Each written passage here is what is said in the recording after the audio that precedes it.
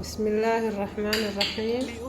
maanta waxaan shiidanaynaa hadduu ilaahay idmo insha allah babaay iyo caano geel iyo barafaan isku shiidanaynaa calooshaan socodsiinaynaa hadduu ilaahay idmo insha allah. caano geelkii waa kan, barafkii waa ka, babaaygii waa ka. marka hadduu ilaahay idmo insha allah isku shiidanaynaa caloosha qofkii caloosha fadhido calooshaan socodsiinaynaa hadduu ilaahay idmo insha allah. insha allah waa kaa babaygii waan kala goynay mirihii aan ka bixinay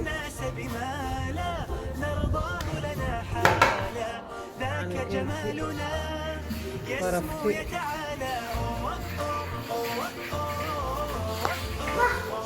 isku soo noqon doonaa insha allah. insha allah waa soo jarjarnay babaaygi waa soo hoolanay hadda waa shiidanaynaa hadduu ilaahay idmo insha allah. babaaygi waa kanaa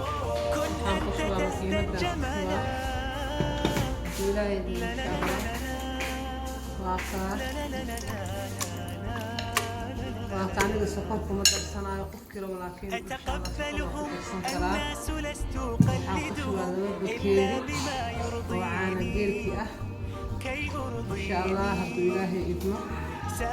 laba bakeeri oo caano geelkii ah calooshaa la socodsiinaa qofkii caloosha fadhido insha allah. bakeerigii labaad waa kaa insha allah qofkii caloosha fadhido inuu cabo muhiim ayay u tahay. intaas waa ku darsada waxaa ii dhiman barafkii waa kan waa ku daray insha allah. waxaan noo hara abaayaal waa shiidi insha allah. haddaan shiidanaynaa ilaahay idmo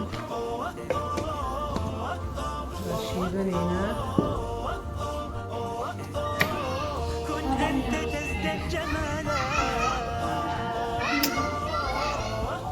insha allah waan shiidanaynaa.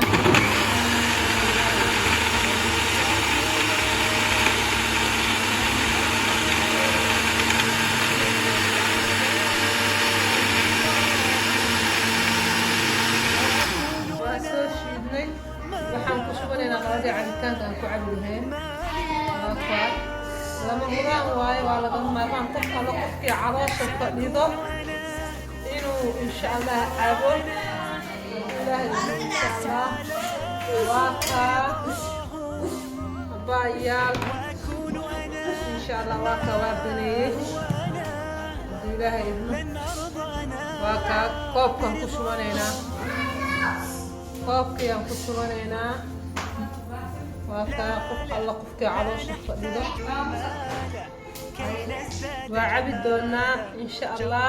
ka faa'iidaysi wacan qof alla qofkii caloosha fadhido hadduu ilaahay idmo insha allah. waa kaa sabasgaraad noo saara wixii qadan kumiintidi waa xaggiina insha allah. laaga hanaga hilmaamina soo dhaweyn wacan insha allah.